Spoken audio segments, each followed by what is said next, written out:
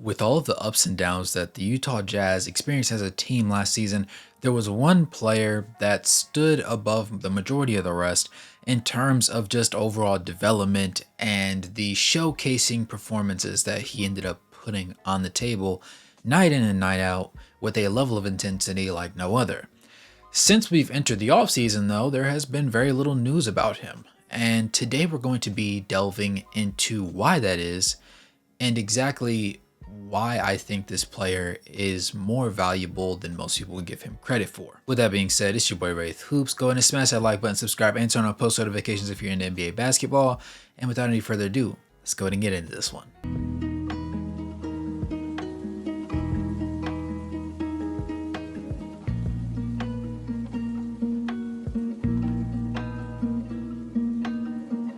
The player that we will be discussing today is none other than the young bull himself, Collin Sexton, and it's been a while since we've done a video coverage about him on this channel.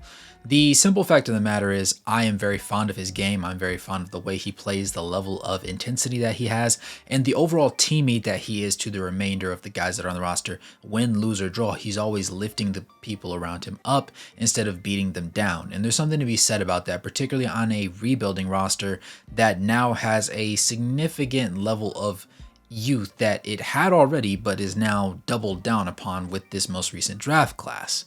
I believe that Collin Sexton is integral to their long-term success and his development alongside Lauri Markkanen, under the assumption that they remain in tandem together on the Utah Jazz, could be something that helps propel this team to that next level once the young guys get their bearings right.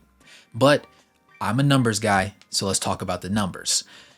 With his playing on the second year on the Utah Jazz, he played in 78 games and was available for actually all 82 games. He ended up starting in 51 of those games. In the beginning of the season, he did not start in favor of Jordan Clarkson, who had a better year the previous season, which validated in Will Hardy's mind the opportunity to start him. However, it was blatantly obvious to myself and many others that it probably shouldn't stay that way, and the sixth man of the year from the 2020-2021 season should probably stay in six-man position playing six-man minutes, which is fine. And once they did that and started Chris Dunn at the point guard spot and put Collin Sexton at the shooting guard spot, things got better. One thing in particular that really got better over the longevity of the season, though, was Collin Sexton's ability to play make. We've always understood him to be this firecracker. He has one speed and it's go. Go, go, go. Everything's downhill. Everything's attacking the basket. He has a solid three-point shot on him as well, and his mid-range game is to be very respected. The simple fact of the matter, though, was it wasn't enough to propel him to that next level. Remember, he's probably 6'2" barefoot, and he's all of 190, 195. So he has the ability to bang around a little bit, but he doesn't have any wow factor, any pop that pushes him over the edge in a league that is really just controlled by wings at this point. So if you're Collin Sexton, what do? The bag just has to get deeper. And that's what ended up happening last year. We saw him add a little bit of a change of pace to his game. Everything wasn't one speed. He was a little bit more dynamic, a little bit more fluid, a little bit more creative, dare I say.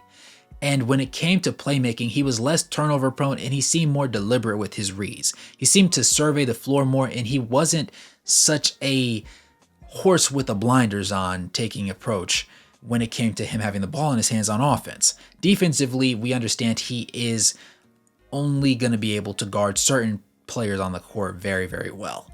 That said, that didn't change from the level of intensity that he had and the fact that he refused to back down from anybody. His closeouts were always on point. He was always holding other people accountable. He's a strong communicator, and he's pretty stout, which makes him difficult to be screened. At the same time, he enjoys fighting over screens, so that works out pretty well. I'm just very fond of his overall game because it comes down to energy a lot of times and effort. Because in the NBA, everybody can score the rock, everybody can rebound the ball, everybody can pass, but the ability to have the attentiveness required to be extremely successful at those things and therefore stand out and also do it on a consistent basis is few and far in between. And that's the difference between a regular player and an all-star caliber player, which I considered him to be last year. Now, admittedly, his bidding for it was going to be lost for the simple fact of the matter of him coming off the bench at the very beginning of the season, even though he put up great numbers in his starts.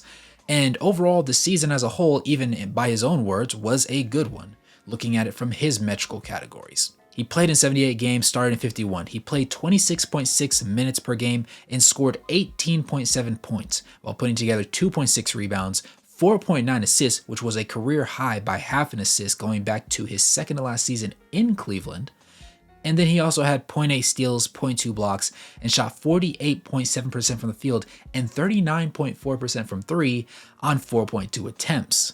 He also matched that with the highest free throw percentage of his career at 86.2, while taking the second most free throws at 4.7, only eclipsed by, again, that same season in Cleveland, the second to last one before he sustained that injury, in which case he actually shot 81%, but on 6.4 attempts. All in all, he can shoot the ball. We understand that.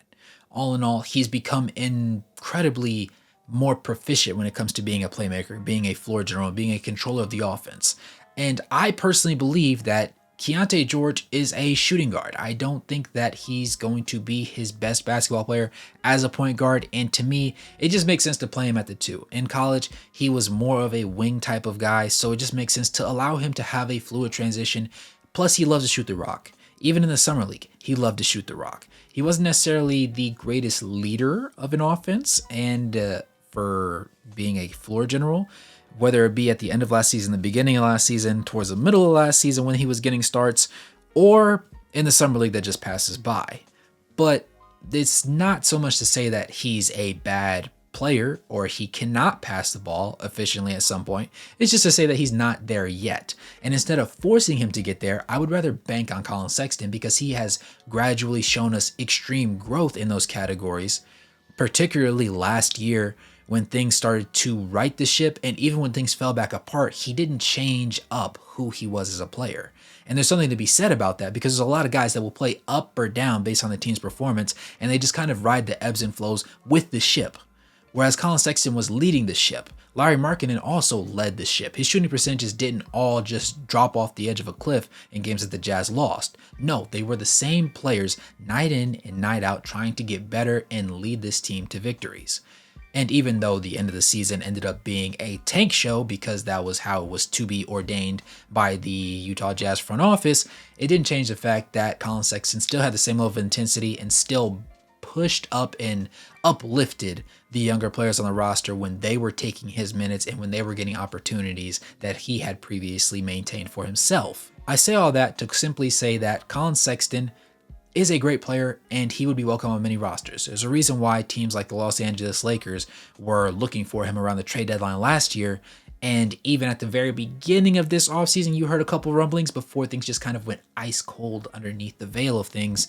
And I believe that more teams should have been calling. I'm not really sure if it was a thing of Danny Ainge in the front office saying, hey, you can try and bid for him, but we're really not interested in having an open decorum, open discussion style conversation about who he is as a player and what we would expect from him in a trade. Similarly, they were willing to have conversations about Jordan Clarkson, but Jordan Clarkson just wasn't getting calls. But Jordan Clarkson wasn't getting calls because he had statistically the worst shooting season of his career last year.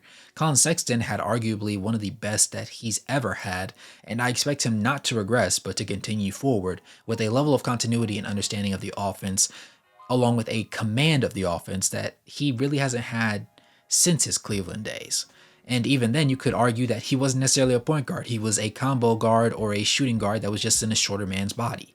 I would argue that he's closer to a point guard in today's league that you would like to have who can be dynamic and score the ball for themselves, but also properly set the table for others at this point in his career more than he has been at any other point. And mind you, he's all of 6 seasons in, so there's still some more growth to be had. He's still in his mid-20s, so he hasn't even reached the peak of his mountain yet.